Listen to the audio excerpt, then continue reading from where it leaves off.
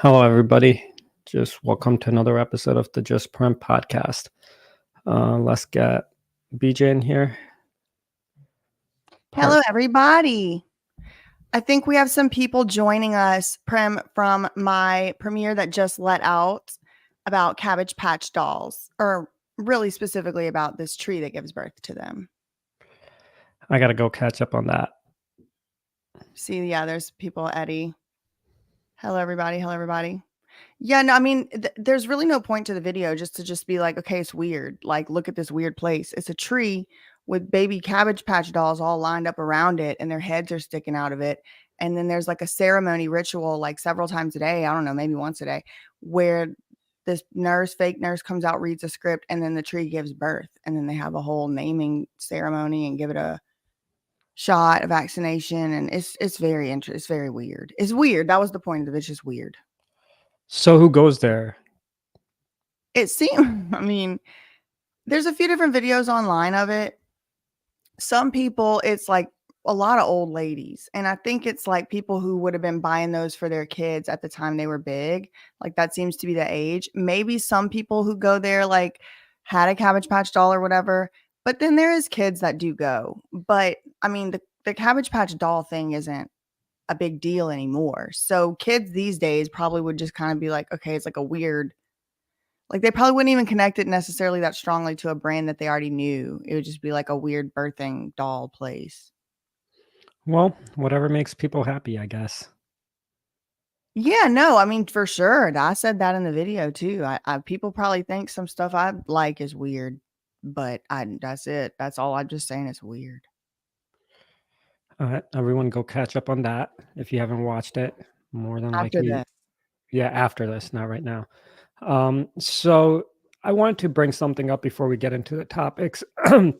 Last time in last videos, someone had left a comment basically saying, hey, you're skipping around political views. Why won't own up and do political views or something like that? I didn't see that comment. Yeah. So I just want to make it clear for everyone on this channel, like when we're discussing stuff, it does not matter about political views. I always try to look at everything from a vantage point of everybody, not just from my vantage point or my friend's vantage point. I try to look at it from everywhere, and my political views are different all the time. The reason why sometimes I will not say them is because then people make up their own mind. People make up their mind before they even hear the conversation. My whole point is listen to the conversation, and at the end of the day, have your own opinion. You don't have to agree with me. You don't have to agree with BJ. We don't have to agree with each other. It's all perfectly fine. So again, just want to make it clear that won't be happening that much on this channel where we're going to be getting political or this person over that person. It's more to talk about ideas and thoughts and what's going on, and how's that going to affect us as society, and then how can we make our lives better if we can discuss that. So to this topic, now leading into the topic, the first topic we'll be talking about is the iPhone green bubbles going away, maybe.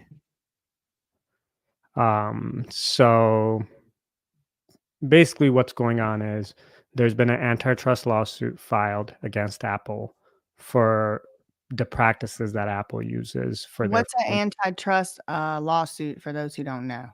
You want to read in that? General. You want to just, how about, this is actually a perfect lead way. Do you want to pull up that Guardian article and just read a little bit of it so people can know exactly what's going on? Not the Wired one? The Wired one. Sorry, Wired. Okay. Oh, it's trying to make me buy something? No. Okay.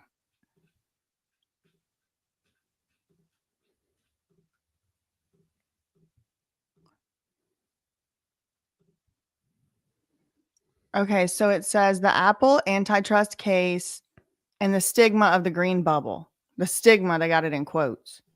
The U.S. government's Apple lawsuit leans on the social cost of not owning an iPhone. What? The U.S. government's argument in the Apple lawsuit leans on the social of not owning an iPhone? Well, Apple, I don't remember. It was something where someone made a point like, "Oh, my family member doesn't own, doesn't get green message or whatever." And Tim Cook said, "Well, at least they own an iPhone. Like you don't own an iPhone. It's like a classes thing." But it is weird that that's what they're leaning on. But there is a lot of other things that they're leaning on too. That's interesting. Well, I mean, and I even kind of leaned into it. We did today with like the green bubble thing and all that. But I do think it is the most on the ground facing issue that would make people interested in the rest of the lawsuit. Like, I mean, I know there's somebody in your family who has a iPhone, who has an Android, and because like he can't get the videos the same as everybody else and all that kind of stuff, it ends up like they do it. That isn't that part of this lawsuit as well, like that they make it incompatible with others as, or should I just read it? I'm Well, you already can trying read to it talk or too much. we can summarize it. Just Uh, so everybody knows, Prim knows a lot more about this than me. He's more read up on it. So that's why I'm asking him questions, because I don't know a lot about it. Should we read it? What do you yeah, think? so you want to read it Yeah, just a little okay. bit more? Okay. So, and then, yeah, an unusual argument for antitrust. Back in 2022, at the annual Code Conference, where tech luminaries submit to onstage interviews, an audience member, oh, here we go. Yeah, it's the story you just said. An audience member asked Apple CEO Tim Cook for some tech support. And it says, quote, I can't send my mom, sorry, excuse me. I can't send my mom certain videos, he said. She used an Android device, which means she can't access Apple's iMessage. Cook's now infamous response, buy your mom an iPhone. Ooh, yeah, that's And they're bad. using that in the lawsuit. Ooh, because Prim, when I was reading this, I was like, oh, they put a plant. They put a plant in the audience. Because, we've seen that before. People planting, not naming anybody's name. I'm not naming a name. I'm not making an accusation. But we have seen for certain people planting fake evidence or planting certain things they want to use in a lawsuit. Again, nobody's name has been mentioned here. Do not assume. But that was my first thought, like, oh, they've been setting him up. But then even if they were, he walked right into it with this. Okay. All right, y'all. So long story short, this paragraph, if it's unclear in any way. 2 years ago, there's this tech conference. Somebody stood up and said, my mom has an Android. She cannot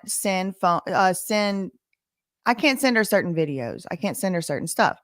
Now, the person he was asking this question to is the CEO of Apple. So he stands up, asks the Apple CEO, hey, help me out. I can't send my mom these videos. And then the CEO of Apple says, as a solution, buy your mom an iPhone. Actually, now that you said it, now thinking about it, this is an interesting. Today, it's being used against them.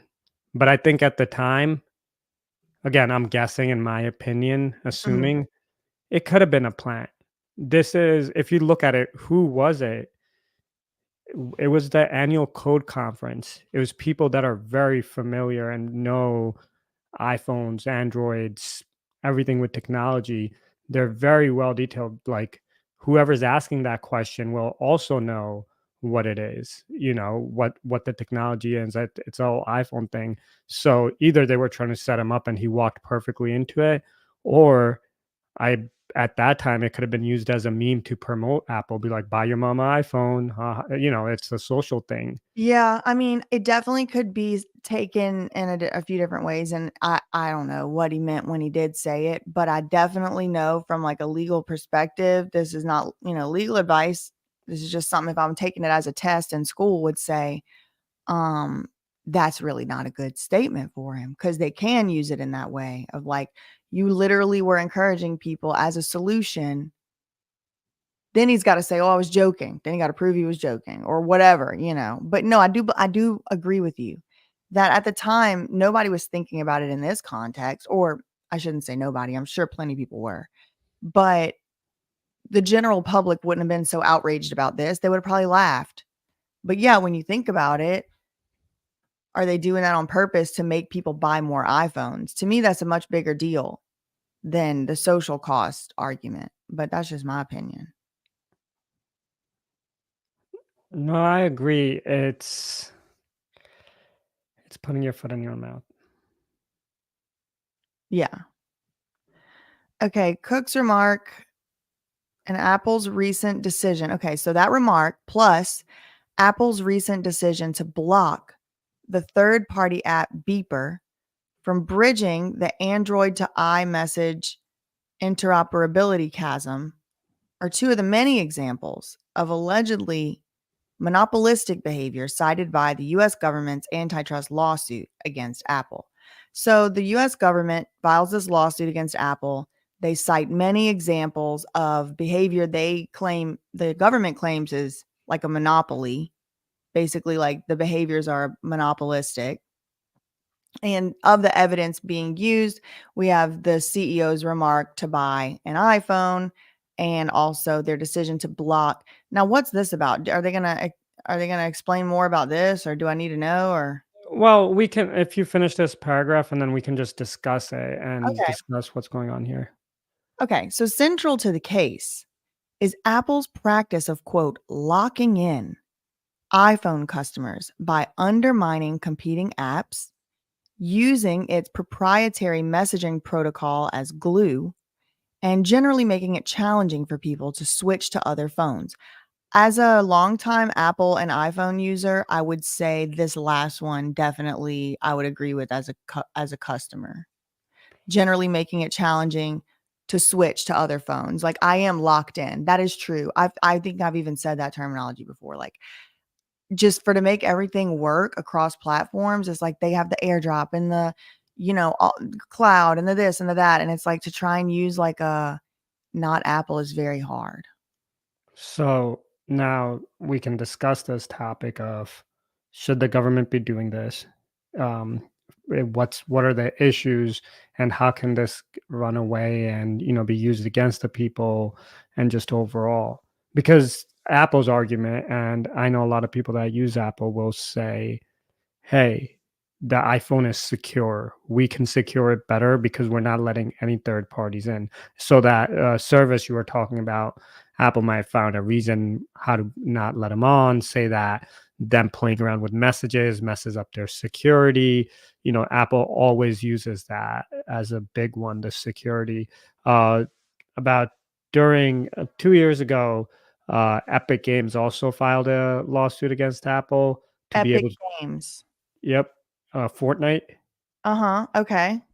This is Uh, ringing a bell. so they had filed a lawsuit. They had actually won, allowing their payments because Apple wouldn't allow their own payments, people to have their own payment processing on there. So that was a huge problem. Uh, the Apple iPhone charger used to be their own charger, and now because of EU, they've had to change the charger to USB-C. So Apple's argument be we give this all different stuff and people want it. And if someone doesn't want it, there is the Android version. There's a lot of phones with Android out there. So let them buy that. They don't have to buy an iPhone. And there's Android phones that are as expensive as Apple. So it's not only a money thing, right? Because those Samsung Galaxies and Notes or whatever the folds get up there as much as iPhones. So now the question comes, what is the right way to go about it? What do you think? And how or is the government stepping in? Because I can see both sides of it, right? The government I need stepping to see in. a little bit more of their arguments. Let me see. Central to the case is the locking in. Accusations are backed up by lawyerly references to the Sherman Act. That's the Antitrust Act. The complaint also shows the Department of Justice crafting a cultural narrative, trying to tell a technology tale with a clear message, like an episode of the crime drama Dragnet. Um, in addition to degrading the quality of third-party apps, Apple affirmatively undermines the quality of rival smartphones because messages, please. This is silly, Prim. This is the argument they're going with. The other smart phones, no, this is a weak argument to me. No, but what about the video?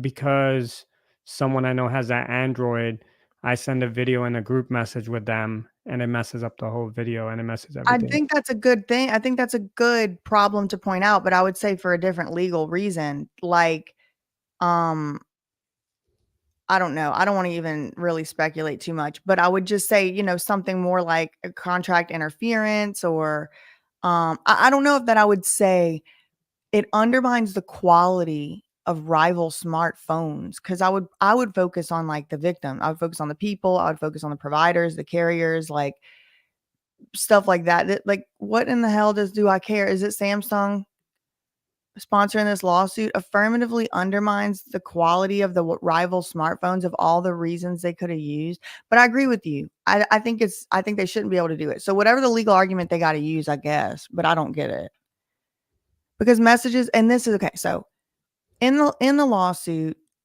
the attorney general claims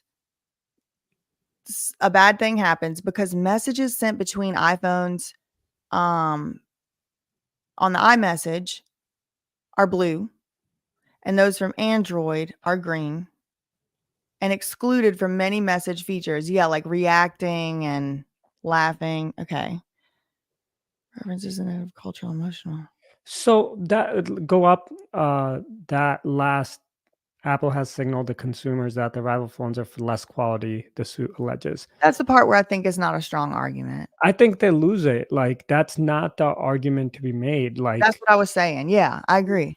it doesn't make sense. Like, it's just two different types of phones. There's people that only use Android, and then there's people that only use Apple.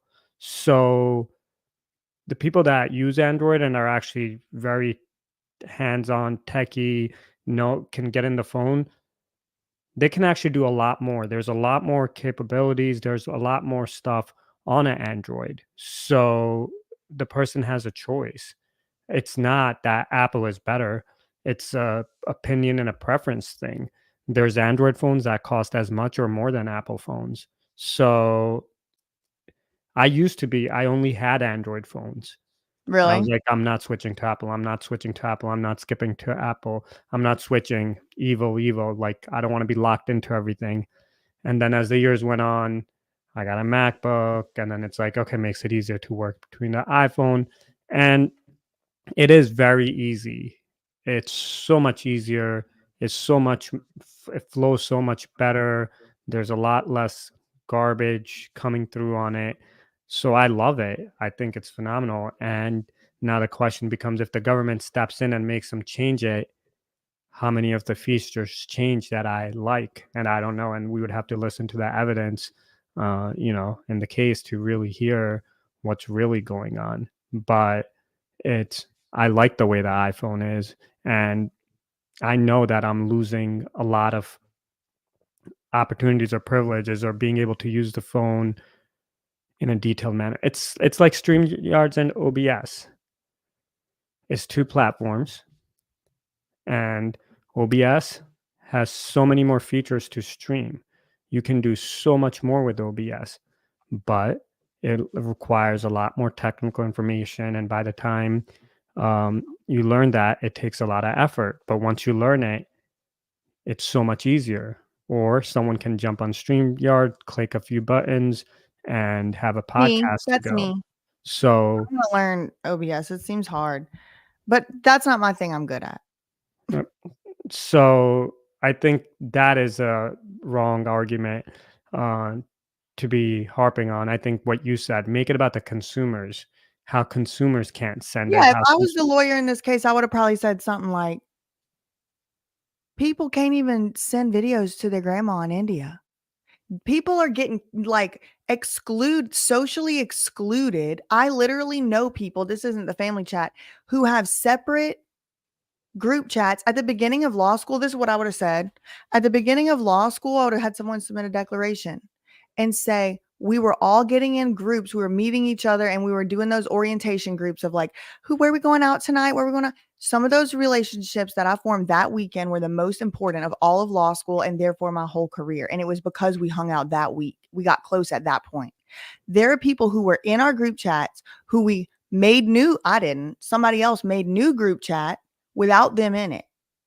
And then we would have to go back and forth with the two different group chats. Like that person got literally socially excluded. Focus on that. You're worrying about undermining the quality of another phone and their reputation, then why isn't that phone company suing? This is a United States Department of Justice lawsuit, and they're not even focusing on the people. They're focusing on affirmatively undermining the quality of rival smartphones. That's the stuff that blows my mind. I think it is a really good argument, and I think it is something that we should talk about, how all these big companies have so much power, so much control. We have to opt into almost everything with all these companies and agree to give away all our data and how they can share it, which will be our next topic. But um, truly, that is a discussion to be had, how we can help the consumers more, how we can really help the consumers not be bidding for one set of companies versus another. I think it is a good argument to have, but to So to make it be about fair, because I did accuse before I finished, they do make this argument eventually. They do say many non-iPhone users experience social stigma, exclusion, and blame for breaking chats where other participants use iPhones. Um, and it particularly affects teenagers. So they do say it. They dread the ostracism. And I actually, would say that is a good antitrust argument because it shows that it is anti-competition because it's driving down demand of teenagers, for example. um is it? Well, it depends. I mean, it depends on all the other factors. That alone, no, that's not enough. No. But if that's, I think that's at least a showing, right? Like it makes also common sense that the teenagers, because of situations like I just described, don't want to be ostracized outside of their group chat. You remember being a teenager, you probably wanted to more fit in as much as possible and not be like the outcast. So that's at least something. Now, does that necessarily mean it is an antitrust winner? No, I think you need more than that. I think you would need, in my opinion, I'm not an And expert. again, we'll have to wait for like all the filings, read the filings and Yeah. everything else like that to actually get to the bottom of it. But it's more of just a question of how much should the government be involved? Mm. And just if you like the iPhone the way it is and you're buying it knowing what it is and what it does and you want to buy it, then why does the government have to be involved? But on the other hand, I suffer from it being only an iPhone thing. So I don't even know what I want, from this situation or what's the best way to go about it. Um, so that's why I was like, it's just a good conversation to have on it. So, I mean, what do you think? I have no clue. I'm confused. You know, I can see both sides of it, and it's just a hard one. So that's why I figured we talk about it and see Think where. about like, okay, so for me, when I'm analyzing this stuff, I always try to ask myself the main question, like, what's really the most important point? And the most important point to me is like in my day to day life, like just common sense. Do I see an issue? And it's like, well, some of the points in the lawsuit they make, I agree with. Like, I do feel locked in with Apple. I do feel like I have purchased more Apple products, namely the phone. Like, I won't even consider switching my phone because of I use it for work across the cloud, jump, this, that, the other. Like, if on the other hand, I do see how like Apple has control over that because it's all Apple's apps. Where if it's like, okay, so it's going to be somebody else, some other third party app situation, like Apple's going to want to have 100% of everything. Mm. I guess the big question is like, what is the harm? Is there a harm? And is the harm great enough for the government to need to step in? Like, is the harm that Apple ends up being the only phone company, the only app company and the only phone company that exists? Are the Is that a realistic prognosis for the future? Are they stopping other people from entering or surviving in the market? Because that's really the test. Because the whole point of antitrust law is to make sure that we don't end up with one company that owns everything or that owns all of a sector. That's the main point, not legal advice. So is Apple, like, what are the arguments that Apple is doing things that make it impossible for other third party competitors to compete or to survive within the sector? Um, to that, I think the arguments are regarding the App Store, where the App Store isn't, they have their own rules. Certain things are allowed, certain things are not allowed. Sometimes it's, are they pushing their stuff, apps that they compete with, what's being pushed, what's not, or what's allowed. And like the whole payment processing was a thing where people sign up for the app and how the payments are done. So there's a bunch of different stuff where that applies.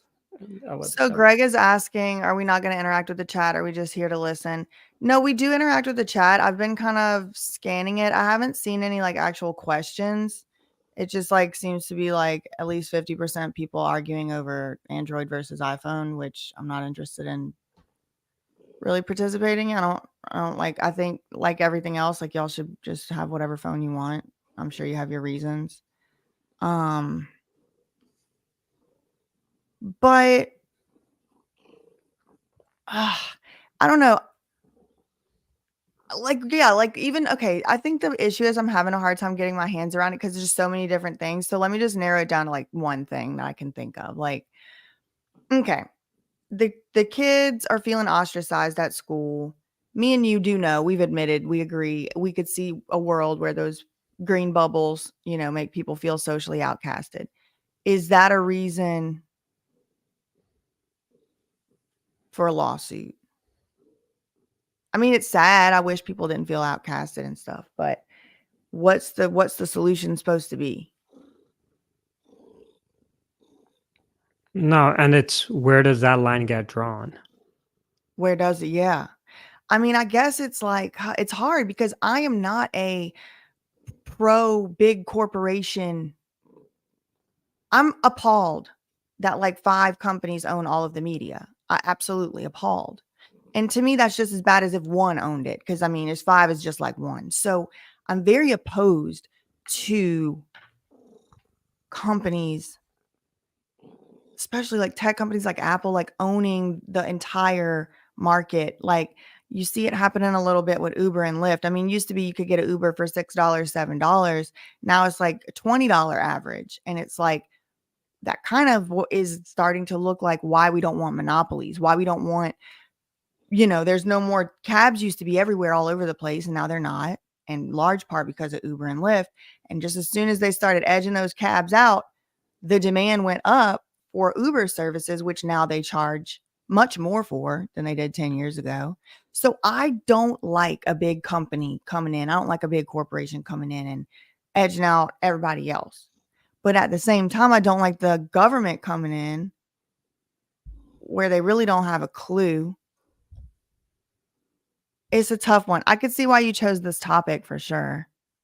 And people can put it in the chat, what they think, but at end of the day, it's just an interesting thing to think about. And I couldn't come up with a solution, so I was like, let's talk about it. Maybe we can come up with a solution or a thought process, because it's just hard.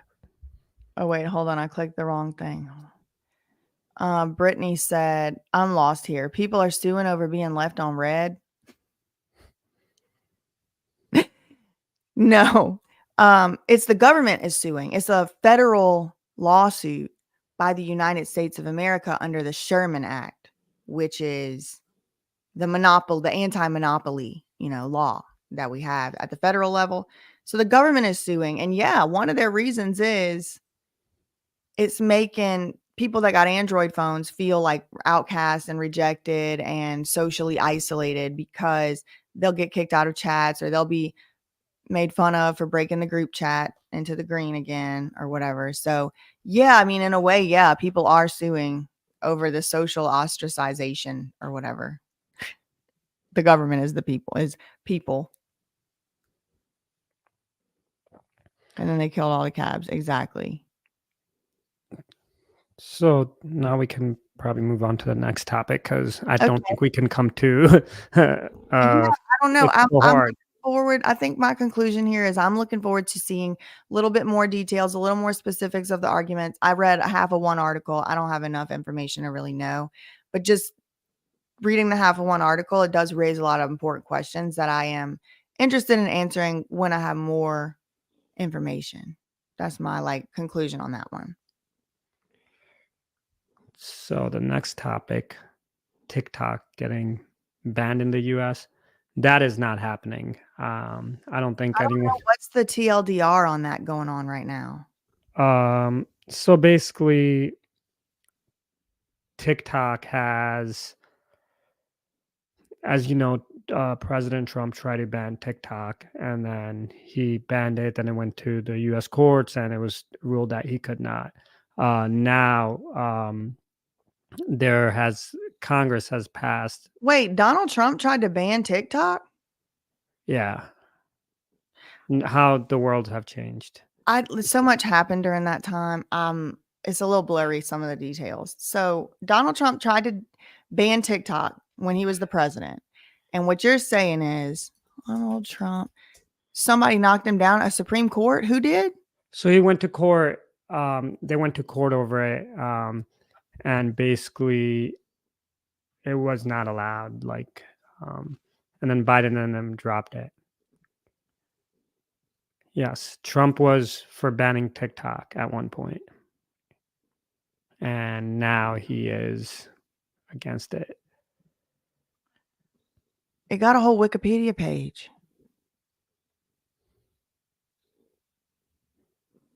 He viewed the app as a national security threat. Okay. TikTok later announced plans to file legal action challenging the transactional prohibitions with the US because Congress has the trade authority. So then what happened?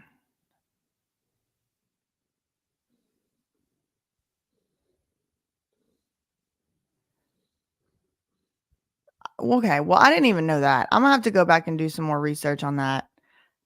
Not live, but okay, sorry. All right. So as we know in the past, was this like 2019 or something? No, he wasn't a president then. 2019. Yeah, he was. Oh yeah, he was. So is that during that time? But now In 2020. in Okay. 2020. So Okay. now So it's then he was trying to ban it, and now we're back around full circle. They're trying to ban it again. and they're not trying. That's the thing. They're not trying to ban it. They're saying a company that is not an adversary company owned by someone from a country that's not adversary to the US government has to buy TikTok. This was recommended by the committee with a 50-0 vote, and then it went to the House. And I think the House passed it with like 352 to 65. It's a bipartisan issue that everyone seems to be going at, but Okay, they're not wait. trying to. That makes my sirens go off because is there a company they already all have in mind? Well, that's the first. Only few companies would be able to buy them. Very few companies would be able to buy them. But the bigger problem, I think, overall with it is it gives the executive branch the power. So this would be a bill, right, coming out, and from the initial my readings on it, it would give the executive branch a the ability to shut down a website, an app that it thinks is adversary to the government, you know, and what can they declare that, you know, which governments can they declare, acts again, could they argue, depending on who's the president, that it's bad for the US, they're working with a country that's bad for the US, so no, we can't. You know, it gives a lot of power to the executive branch. Yeah, And because so what you're describing is the authority or the congressional power to pass laws and regulate trade. We have three branches of the government. legislative, executive, and judiciary, as you know, just for people who don't. And each one of them has certain powers, but they can delegate the powers either to another branch or to a cabinet or whatever. Certain things are supposed to be non-delegable, but we won't get into that. There is the power to regulate foreign trade lies with Congress, except in times of a national emergency or when Congress delegates that authority in a specific realm, which in this case is social media apps, which could pose a national security threat or whatever. So I don't like that, because the reason that Congress has those abilities is because they are representative of the country in a different way than one person is in the executive branch. And you're giving something that is supposed to be up for a vote as a representative, body to one person. And that could be great whenever it comes to a Chinese surveillance app. But what about whenever it's a free speech app that people are legitimately able to speak their minds or whatever? All of a sudden, something, I don't honestly trust Joe Biden's judgment. I don't honestly trust Donald Trump's judgment on any given day what app gets to be open and not, based on their personal opinion. Like, no offense, but they're both partisan, and I could see it being used. What's good for the goose ain't good for the gander, and it scares me a little bit. No, it's really scary, and it doesn't matter who's in power. It truly does not matter who's in power. You got to look at these laws. Your person that you're supporting might be in today, and this might seem like a great idea, but tomorrow you can have a person that does not support your views and does not agree with you, and now they have all this power. So anything that gives a single person or more power to regulate our speech, I think is always just not a good argument. And here, Also, it makes me wonder, like, TikTok can access all your cameras and microphones at any time. I don't like that. I wish they couldn't. But if it's that bad, what's stopping Congress from just passing that law? Like, no, TikTok is banned. Nobody wants to be the one to ban it. Like, they're going to give the power over to Joe Biden, who can't walk, can't talk, can't string a sentence together, can't walk up a flight of stairs reliably. He gets to decide what's a threat and not. I'm not sure that, y'all. Would you hire him to work at an ice cream stand if he was a man on the street? No, you wouldn't. and the issue is their big argument is national security, the data being sent over to China, and then them being able to, manipulate the what people see and shift political views and do a lot of that stuff, which is all good, valid points. But it shouldn't be regulated through, hey, we can just ban any company that we think we're going to define. And all these laws or all these things that are always passed end up being used, like they're shown to be used for the good, but then people use them to control people. Look at everything, all the stuff that's been and all those laws that were passed just gave so much power to people in government over normal course. And at that time, everyone agreed with it. Hey, give them the power, give them the power. So we should be careful when we're giving them the power. They can pass laws and say no company can share data. And if they do, this is what's going to happen. Just because a Chinese company doesn't own a company in the US, it was with Airbnb, was another company where they were caught giving all this data to China. Like, they don't have to be Chinese owned. And then our own companies, like, Facebook, I don't know who they're selling to, where they're selling the data. They can sell anything anywhere. They collect all our data. So I think if they're going to pass laws, they should be, again, to protect consumers, pass laws as to your data can't be shared for advertisements. Your data can't be shared with another country. Your data can't be used for that. We're going to tell you what we're pushing to you. We're going to show you the code of what's making this happen. So that way everyone's aware, hey, this type of stuff is being promoted, this stuff is not. Those are the laws and things that we should be passing, not the government can take people's rights away. Yeah, And companies. it's literally taking protection away from the people. It's actually stripping us of future protection that currently is in place. I mean, try to get these people to agree on anything. The only thing that they can agree on in Congress is to shirk off their responsibility that they were voted into office by the people to effectuate. They were voted to do that. And now they're just passing it off, can't get nothing else done. It's a scary world when you start giving up your rights. And just everyone always pay attention when these laws are getting passed, when these bills are going through, what is in the um, fine print, because a lot of stuff gets pushed through that, it's like Trojan horse. It's, you don't know what else is being read. Like, don't read the top headline and just go with it. Oh my Uh, God. Did we learn that lesson as hard as we could on the Free Britney movement? yeah, that was, what about that disaster? Y'all, they made a law.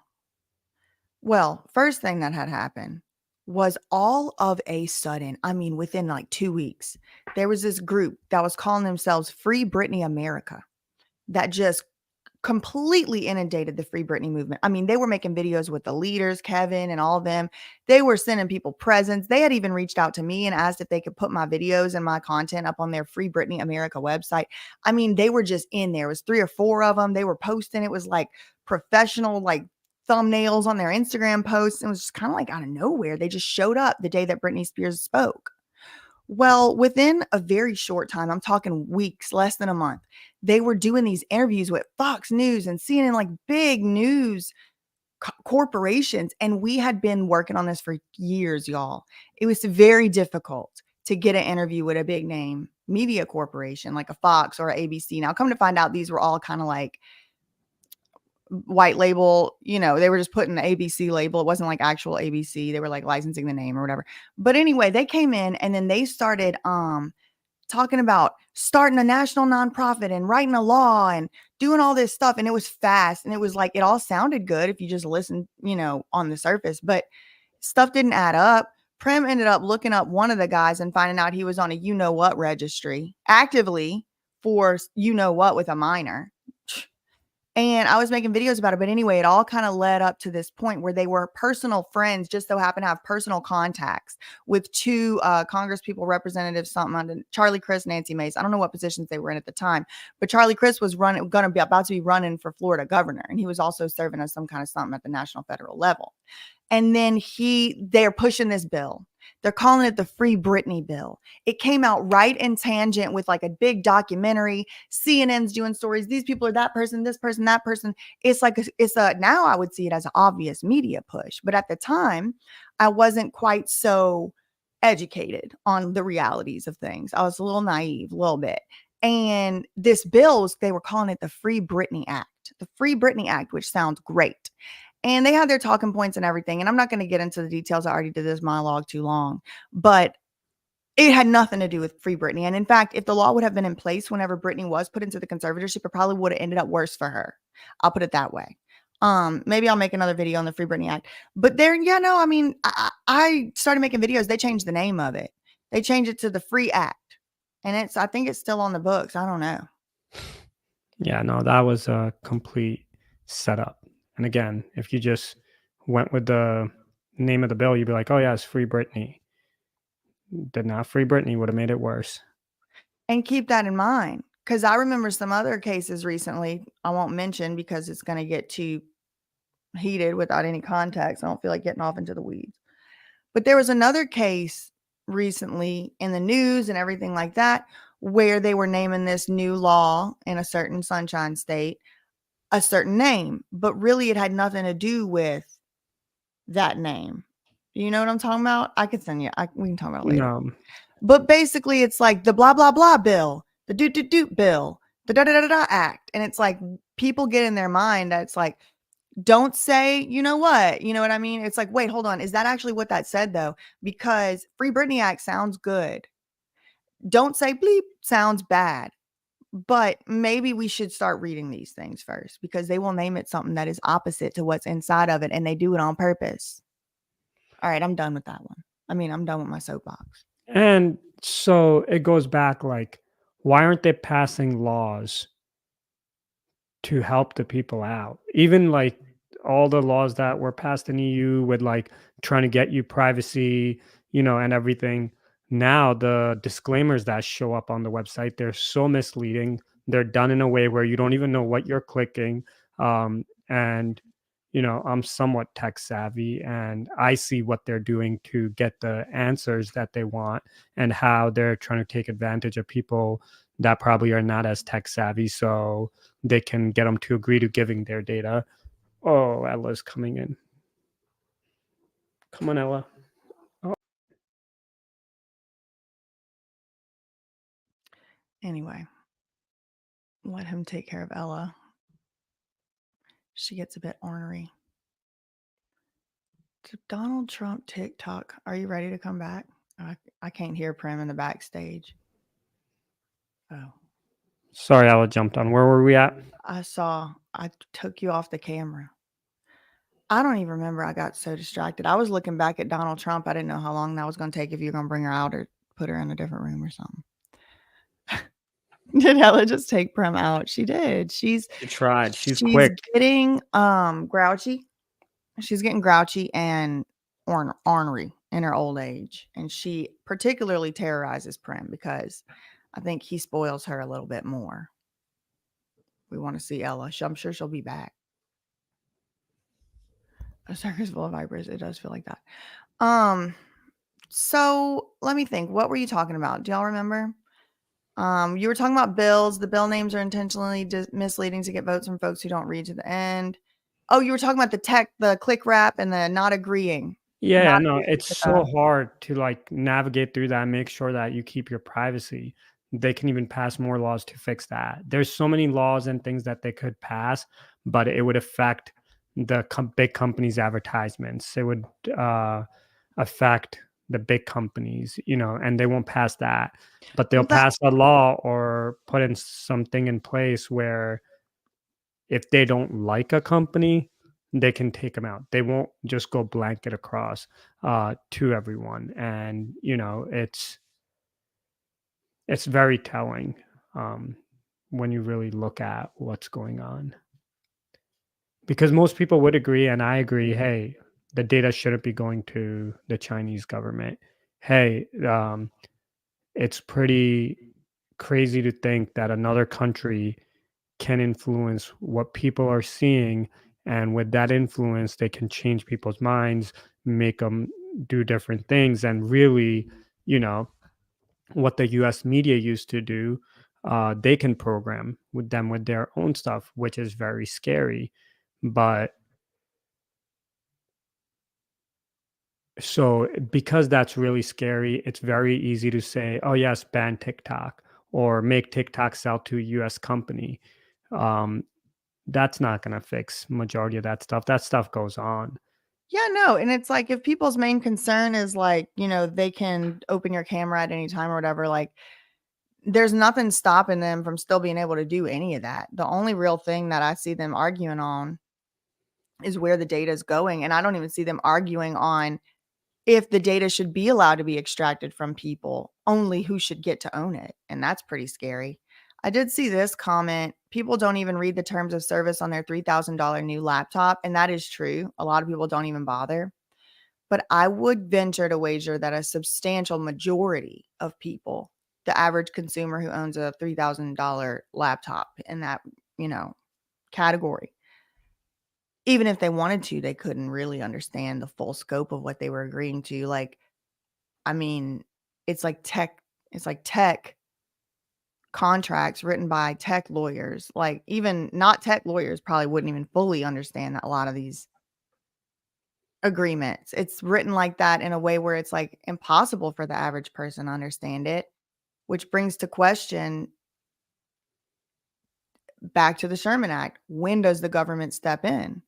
Because right now, technically, people are agreeing to the contracts. People are agreeing. And so it's like, how do you interfere with somebody's contract? Oh, well, it's a national emergency.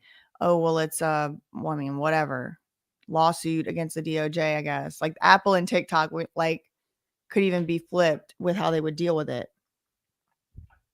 Yeah, no, it's we just got to be careful with it. And I don't have much more on the TikTok stuff. It's just something to think about for people. And that's the whole point of these conversations. It's talking about stuff that's going on that might affect us. And I don't have the answers. I'm not some know it all. I don't think BJ has all the answers or knows it all, but it's I don't more know anything. having these discussions, talking about this stuff instead of saying, well, that side is that side is doing that, or I like oranges, not apples. So oranges, oranges, oranges, or I like apples and it's all about apples. It's like, let's talk about fruit. Let's talk about the actual fruit and not just two and pick them and go at it. Yeah. We can achieve a lot more by doing that. We can go to some questions, but so I did see Prem for president. Just two updates. One, I could never run for US president, wasn't born in the US. But second, I wouldn't want that job. It's probably one of the worst jobs to have. You don't get to do anything yourself anyway. You're just making other people's, you're basically following orders and commands. That's all you're doing. The people that put you in, the super PACs that put you in, the companies that put you in, they're deciding what's going on. The people that are running show behind the scene are deciding what's going on. The US president isn't deciding what's going on. Especially that one they got right now. Mm-mm. The man Him, the man can't decide when he wants to finish a sentence. yeah, no, they don't, no one's calling. It's so, I don't want to be the president for that reason because it's just a filler job and you get to say it. Even Trump, he had people he answered to. He did certain things. You know, he was probably a little bit more out there doing things in the open, but no president gets to do what they want to do. It's just not allowed. So wouldn't want that job. Would you run for politics or would you do politics? Me? Yeah. Mm-mm. Why not? I have become intolerant and allergic to bureaucracy. So anything with like a hierarchical type of a structure, like levels and levels, I hate it.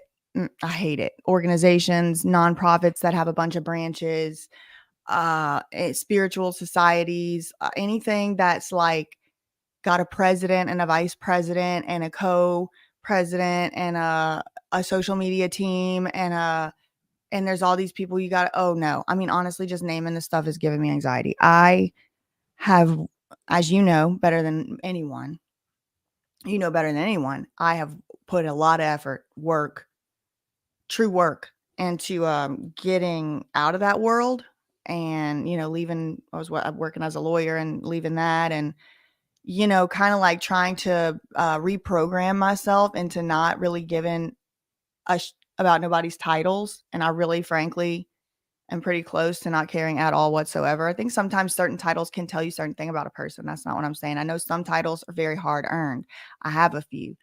That's why I'm still a little attached. But I could see no benefit to me being president in particular. Not even to the people. I think I'm benefiting the people way more doing what I'm doing right now than if I was the president. There's no way that I would be fully allowed to do what I want to do. And that's like if I wasn't like completely annihilated in a race because people got more money than me. It's just for what?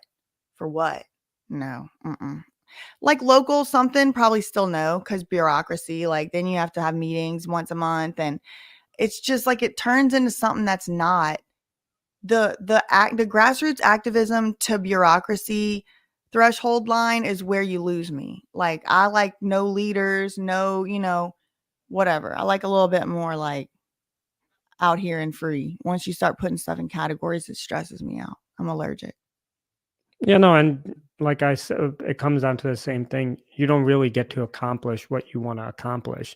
There's just so much red tape. There's so many hoops to jump through to pass one thing. You have to give up 100.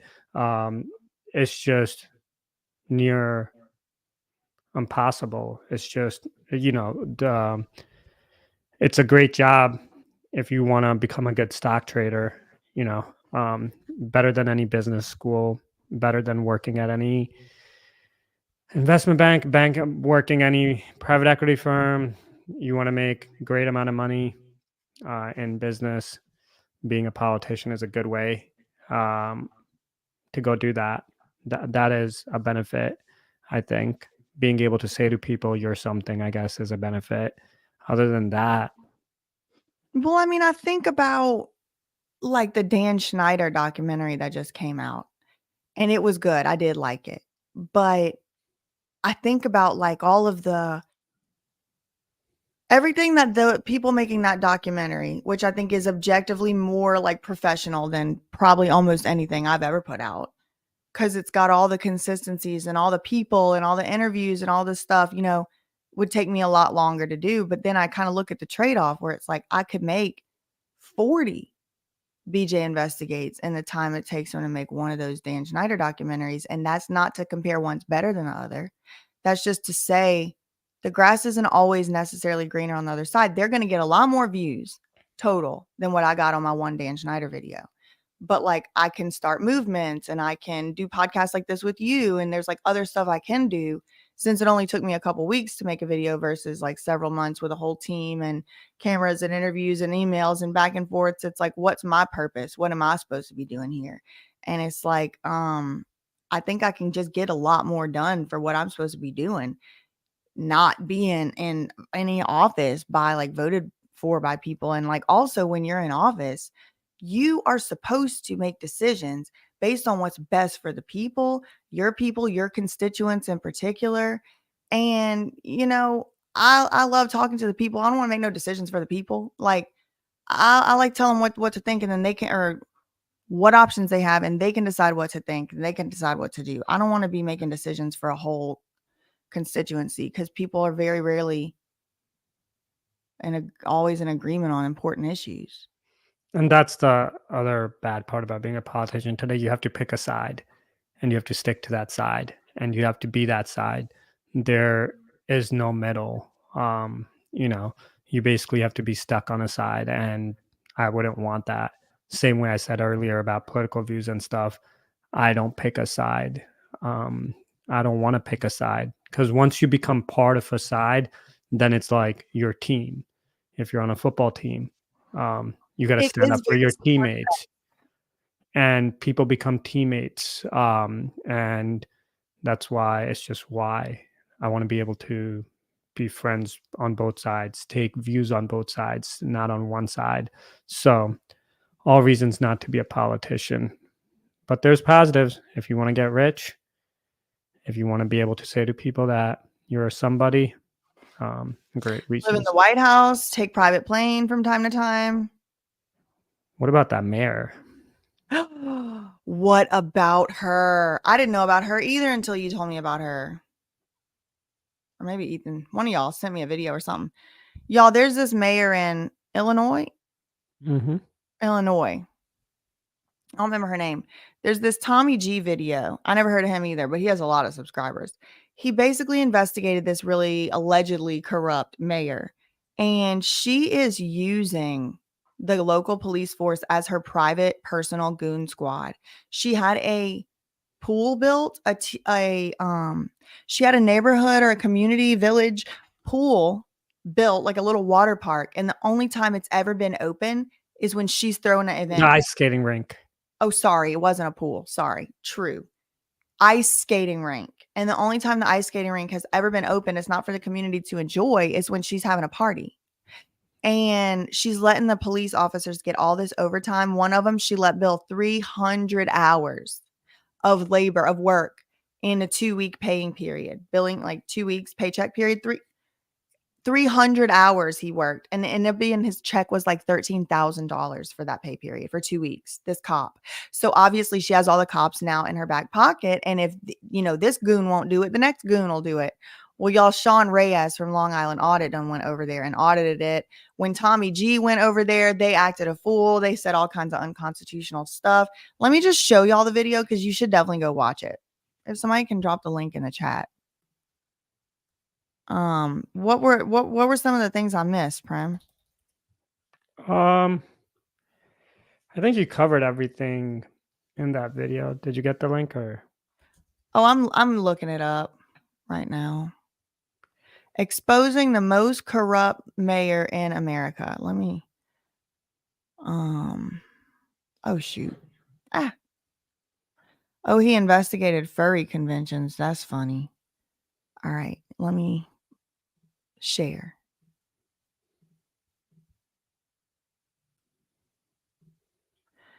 All right, so it's this one right here. Exposing the most corrupt mayor in America. 11 days ago, he posted it, and it's Tommy G.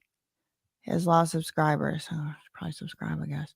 I don't know. I haven't seen a lot of his videos. This guy, I don't know him from Adam, okay? But just watch this video. It is very good. And then so that happened. They started getting all these views and things. And then Sean Reyes from Long Island Audit went and audited them. So I'll pull that up too so y'all can see that. Corrupt mayor. What's the name of that video? Mayor's goons violate.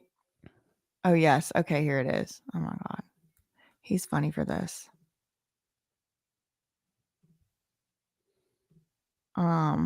This right here.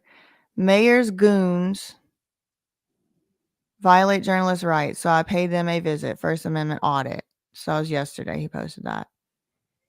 And that's what his the thumbnail looks like. And he's got the Tommy G video in there. That's cool. I gotta I saw a couple clips from it. I gotta sit down and watch the whole thing myself as well. You know, that's a great channel to follow if you don't. Long Island Audit.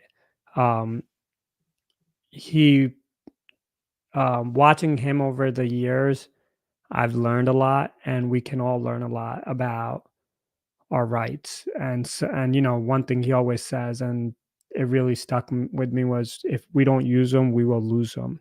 So you got to use your right. You got to think about when laws are being passed, when things are going on, and really know what's going on. So Long Island Audit is a phenomenal channel. I think everyone should go watch it.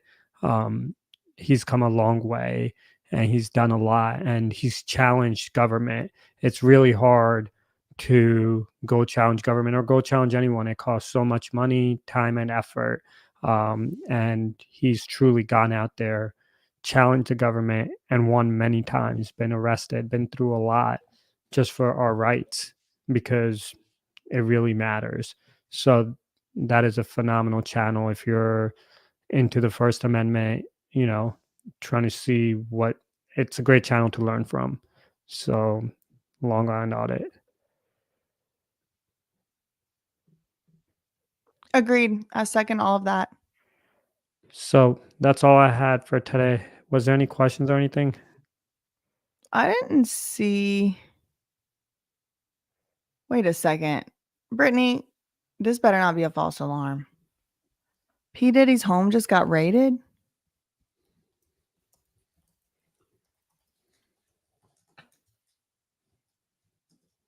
Oh my God. Breaking news. Diddy's Los Angeles and Miami homes raided by federal law enforcement. DHS or Homeland Security agents raided Homely Hill's home associated with P. Diddy. Diddy's house raided in LA, Miami in connection to bleep traffic. You want to read one of the articles? Let's go good old faithful TMZ. Oh Exclusive man, real details. trustworthy, You know, trustworthy they always news. have the exclusive tea. So the thing is, if TMZ has it, the first thing you want to think about is who put it out. Yep.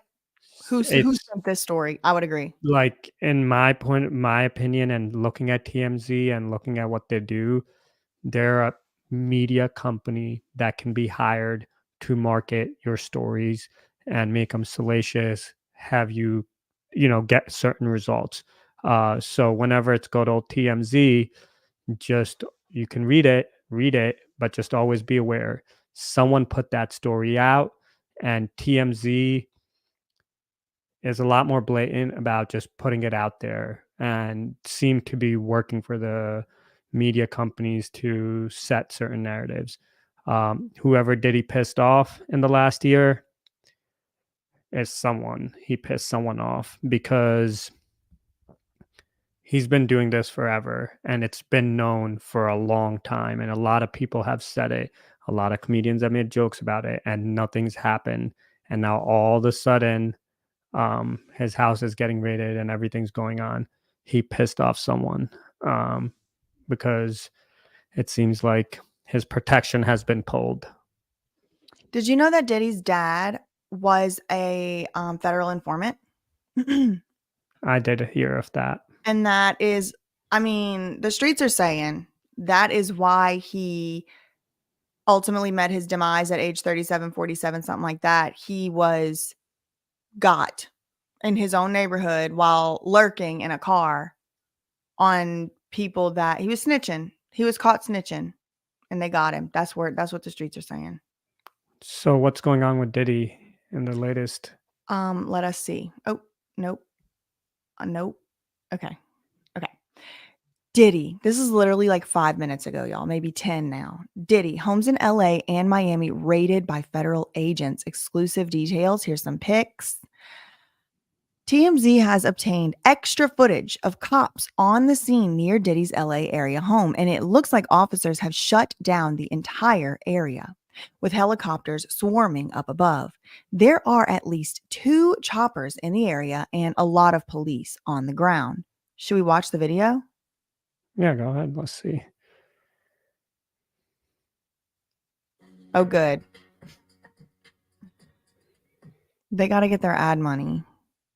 Excellence Resorts. It is a good ad. It does make me kind of want to go. Not sponsored. We got to sit through TMZ's ad, y'all. My word, it's like a minute long ad. This better come on. They got one in Miami too. Oh, we got 2 videos. Oh, we should have had this one playing. All right.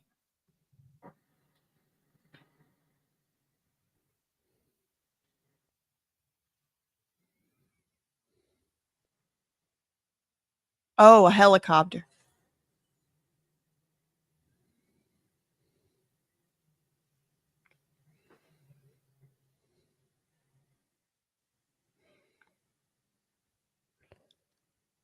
So I know you've covered Diddy. You have a documentary on your channel about it. So what's your thoughts on all this is going on? And again, this is live. Oh, I So don't know. I have to read what's anything going on. I mean, before I read anything, I have noticed a trend that there's not a lot of responsibility or accountability for people in general when they're accused of this type of stuff in Hollywood. And then there's some major exceptions. The major exceptions tend to fall into one category, and that is the smoke just got too thick. The noise just got too loud, such that it's like you can't ignore. Somebody got to do something, because there has to be a semblance of law and order. There has to be at least a patina that when you do egregious stuff, bad things, that something happens. You at least got to go to court. You at least got to take your 16 months in prison or whatever. Like, I don't know what that threshold is, but I do think, R. Kelly comes to mind, Harvey Weinstein come to mind. I mean, a more cynical mindset might say they're being used as fall people because somebody had to take the blame for a ring, could be. It's interesting this is happening on the backdrop of all this Dan Schneider. I mean, this is like within a week of that coming out, which is similar allegations, but by children. well, but Diddy's had a lot more people saying a lot of stuff over the And a years. lot of people have actually sued him recently. A lot. Yeah, and why couldn't they sue him before? And it was everything being pushed down, right? Usually, even in as we talk about it, someone has to authorize it. At this level, it all becomes about authorization. It was very clear if you go look at the Harvey Weinstein case. He was doing that for years and years, and people knew about it in the industry. Everyone knew about it, and then it was just all of a sudden we have to take him out. Now, was that a distraction? Was it for certain reasons? He should have been prosecuted long before that. It should have never even gotten to that. So I many. mean, everyone that actually has gotten prosecuted or has gotten any type of legal accountability, every single one, it was decades after the actual incident happened. And it's like so many people, could have been saved and protected, but for whatever reason, these people were left alone. And then all of a sudden, it's like, okay, this is the person for the year or two. And then, do we have people just distracted on that? And then stuff is still going on, in a lot of industries, a lot of places. And it's allowed. So here's some video footage. So they've been updating it periodically. I guess let's start at the bottom. That seems to be the oldest. Okay, so they have updates. All right.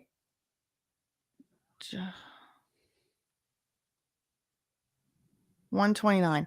Law enforcement sources tell TMZ. This was what, like an hour ago? I don't know. I'm on the East Coast, so it's 5:14 here. Law enforcement sources tell TMZ the case is being handled out of the Southern District of New York. So that is the state, New York in general is the state where this law extended the statute of limitations, which did functionally allow a lot of these lawsuits to go forward, where before they would have actually been limited by the statute of limitations. But this is the district court, so it's not a state court. Reports say this appears to be tied to this type of allegations, which have been levied against Diddy in recent months from different plaintiffs. And they have this picture, and it's pointing to a guy, King, and another guy, Justin. Fox 11 has posted a video that appears to show several individuals in handcuffs near the property, and a couple of them appear to be Diddy's sons. Oh, that's his sons. Oh, they got Justin and King, they arrested them.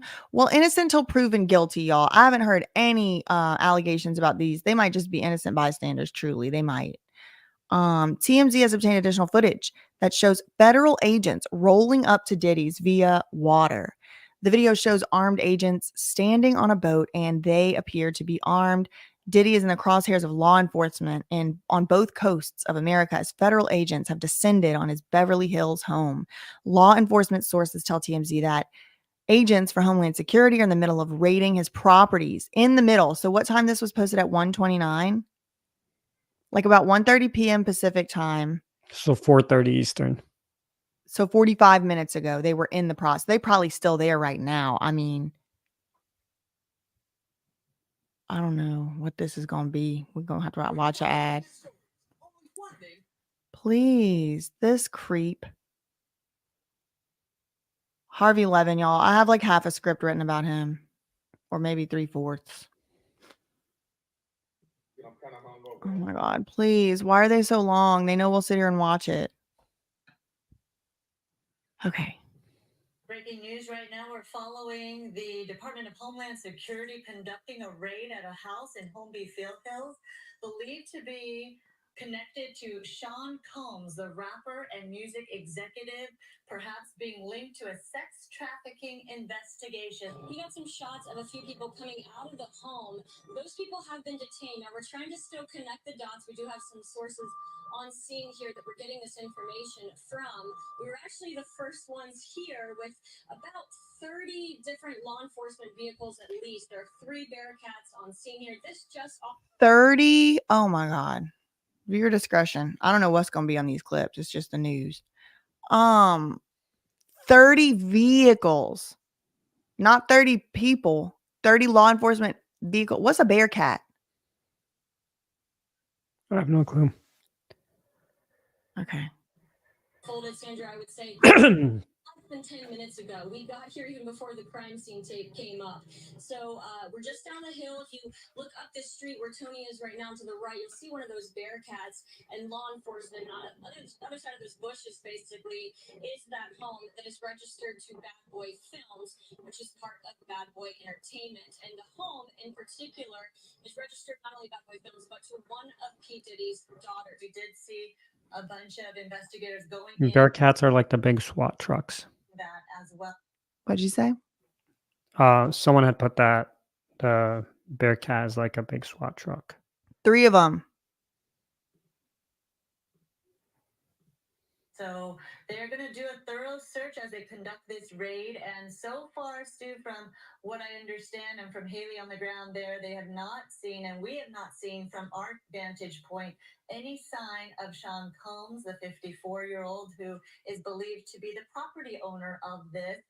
They are gathering information, talking to the folks who are there on the property, as well as going through the home. It wasn't as heightened as we saw just 10 minutes ago when they actually got onto the property. Well, definitely a little bit more relaxed as far as the investigators that you see right there. And now we're getting more of a count. You can see that there's 4, maybe 5 people down there, 6 total that they have removed from the home. A couple of them still in cuffs. We don't know what exactly they're looking for, who they're looking for. But again, this could possibly be linked to a sex trafficking investigation. So we don't know for sure. Involving rapper Sean Combs, the music executive. But as you heard from Haley right there, she believes, and she's been hearing, that we do not think that Sean Combs is on that property at home right now. He may be in New York as this raid is being conducted. But we do know from our reporting that over the course of the year already, just as early as March this year, there have been several lawsuits filed against Sean Combs. So clearly this could be part of it. We are not sure at this point. Okay. But it goes on.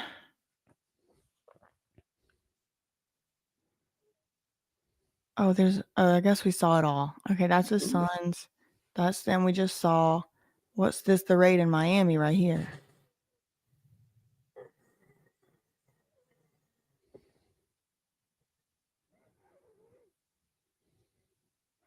By land, by air, by sea. I wonder if they dug some tunnels.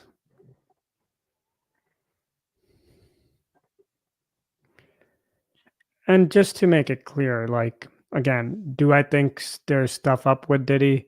Probably.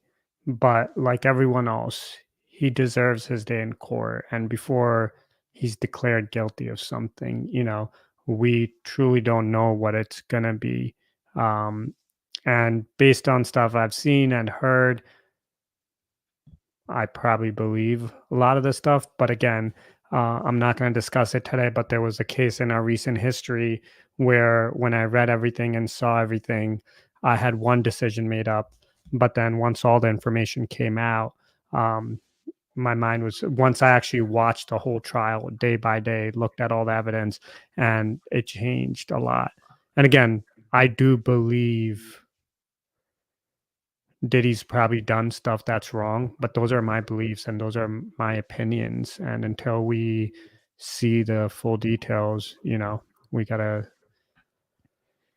give That is him. the bottom line. That is the bottom line, is that we can have our opinions, we can speculate, we can use the evidence available to the court of public opinion, but he is innocent until proven guilty. And as of what I know so far, maybe I'm wrong, he hasn't lost any lawsuits and he hasn't been proven guilty as of yet.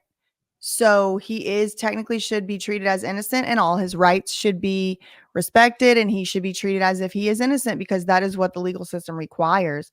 That being said, that's separate from my personal belief on what I think he probably did. But people out here think that I did crazy. I never did. So I don't think that's a good test. I think it should be, evidence and stuff. But I have my own opinions. Y'all can go watch on the VJ Investigates P. Diddy video. I'm going to see if there's other articles. Are you ready to go? Well, you can pull up another article. We can look at that and then we can call it quits after that. Because Ella's going to get grumpy asking for her food. The Mirror. Okay, let's see. And for that last comment, they probably do have solid evidence. I do think there's a lot out there against Diddy. A lot of people have spoken up. A lot of information has come up. But even that, they've rated people. And that's why I want to make it clear. Like, I personally think there is something there. And based on your coverage, seeing your coverage, FA, and going through it, I felt like there was something, but doesn't mean that he doesn't deserve all the rights that were given by the legal system. Um, but yeah, no, I think people that are doing this type of stuff should be prosecuted, and there's a lot more of them doing it, and they are not. I wish it was a lot more P Diddy's uh, that were out there that were getting caught and getting in trouble for all this stuff. Again, even with those people, present the evidence and then let the court decide. But Oh, of course, 50 Cent has made a statement. 50 Cent does not like He P. can't stand Diddy. P. Diddy. Diddy's Los Angeles and Miami homes have been raided by the FBI. Video from Fox 11 showed several individuals being handcuffed after armed officers pulled up to the Los Angeles home on a boat. The raid is reportedly connected to a federal investigation regarding bleep trafficking, according to Fox 11. A representative for Homeland Security said in a statement to ABC7, quote, "Earlier today, Homeland Security Investigations, New York, executed law enforcement actions as part of an ongoing investigation. With assistance from Homeland Security Investigations in Los Angeles and Miami and the local law enforcement partners, they will provide further info when it comes available. The identities of those detained are not confirmed by officials, but 50 Cent, in a reaction Instagram post, claimed that the people seen in the photo are Diddy's kids. Quote, bleep just got real. The feds, the feds in all the cribs. Damn, they got the kids in cuffs," he captioned the post. In another, he wrote, "Now it's not Diddy do it, it's Diddy done it. They don't come like that unless they got a case." There it is. Now it's not Diddy do, now it's not Diddy do, Diddy do it. Now it's Diddy done it. They don't come like that unless they got a case, which is what you and who was it, Michael? Whoever it was just now also was saying that. The home is reportedly registered to Bad Boy Films and Diddy's daughter. Whether or not the rapper was present is currently unknown. Officers were seen with their guns drawn as they confronted those at the mansion. In late 2024, Diddy was slammed with a series of lawsuits pertaining to bleep assault allegations ahead of the expiration of the Adult Survivors Act, which granted a lift on the statute of limitations, allowing victims of assault to come forward that previously weren't able to do so. He has denied all allegations. He has denied all allegations pertaining to these lawsuits. The first lawsuit was filed by Cassie. Court documents obtained claim that Diddy apparently, according to the court documents, lured Miss Ventura to an ostentatious, fast-paced, and drug-fueled lifestyle and into a romantic relationship with him. The case was settled privately a day after it was filed. The second, a woman named Joy Dickerson Neal, claimed that he drugged her during a dinner in 1991. At the time, a rep for Diddy told the Mirror, "This last-minute lawsuit is an example of how a well-intentioned law can be turned on its head. Ms. Dickerson's 32-year-old story is made up and not credible. Diddy never assaulted her, and she implicates companies that did not exist. This is purely a money grab and nothing more." In another lawsuit filed by a Jane Dunn, Diddy was accused of her and choking her until she passed out. The fourth case, also filed by a Jane Doe, alleged Diddy, Harvey Pierre, and then president of Bad Boy who was then the president of Bad Boy Records, did this to her, according to the documents obtained by the Mirror. Lengthy list of allegations caused Diddy to release a statement on social media where he did say enough is enough. For the last couple of weeks, I've sat silently and watched people try to assassinate my character, destroy my reputation, my legacy. Sickening allegations have been made against me by individuals looking for a quick payday. Let me be absolutely clear. I did not do any of the awful things being alleged. I will fight for my name, my family, and for the truth. The Mirror wouldn't normally identify victims of alleged assault, but Cassie and Dickerson Neal have publicly spoken out. Diddy don't Diddy did it. I know it was hard to I say. think that was one of my favorite lines for the day. I would pull it up, but Instagram don't really work. Let me see if it'll pull up. Last time I tried to pull Instagram up during the podcast, it wouldn't come up.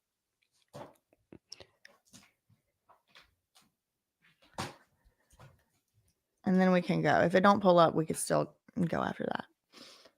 Footage, or maybe YouTube will show it. Let me see. I'm sure some YouTuber has put that up.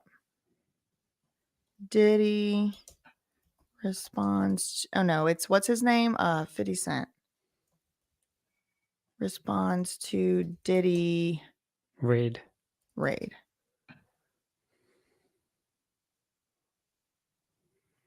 Is this a live or go shorts? Recently uploaded. Okay, hold on. It's playing a ad.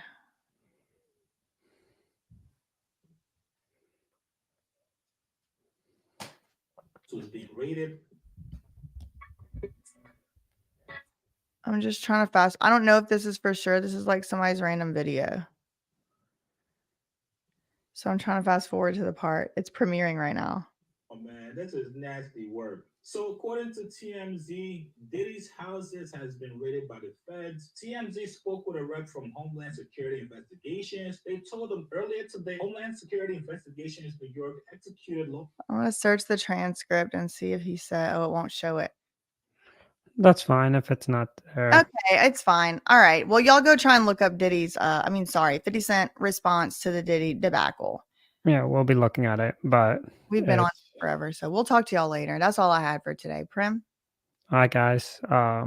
Check out Bija's channels and then also leave in the comments what you think on these things, the things we talked about today. What's your thoughts? What do you think? Hit that subscribe button and we'll see you next time. Bye.